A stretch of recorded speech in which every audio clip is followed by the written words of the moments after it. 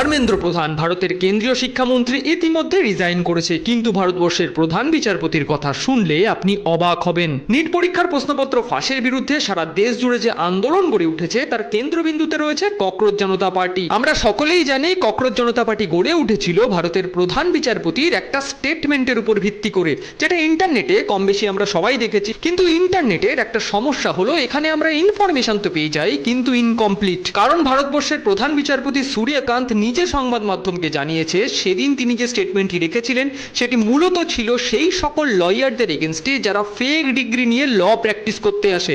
ভারতের ইউথকে তিনি কোনোদিনই ককরোচ বলেননি। দেখুন, পরীক্ষার প্রশ্নপত্র ফাঁস হয়ে যাওয়া এটি একটি সর্বভারতীয় সমস্যা হয়ে দাঁড়িয়েছে। এটার কথা তো আমরা সবাই জানি। কিছুদিন আগে কেরালাতে, যেখানে কংগ্রেস গভর্নমেন্ট রয়েছে, সেখানেও কিন্তু পিএসসির প্রশ্নপত্র ফাঁস হয়ে যায়। একইভাবে পাঞ্জাবে, যেখানে আম আদমি পার্টির সরকার রয়েছে, সেখানেও কিন্তু কিছুদিন আগে ফার্মাসিস্ট রিক্রুটমেন্ট এক্সামের প্রশ্নপত্র ফাঁস হয়ে যায়। দেখুন, ভারতবর্ষে পেপার লিকের সমস্যাটা এমন জায়গায় গিয়ে দাঁড়িয়েছে যে কোনো একজন মানুষের রিজিগনেশনে এই সমস্যার সমাধান হওয়ার নয়। প্রত্যেকটি রাজ্যের রাজ্য সরকার এবং কেন্দ্র সরকারকে মিলিতভাবে প্রপার প্ল্যানিং করে এই সমস্যার সমাধান করতে হবে, নাহলে আমাদের ভবিষ্যৎ প্রজন্মের ভবিষ্যৎটাই জাস্ট নষ্ট হয়ে যাবে।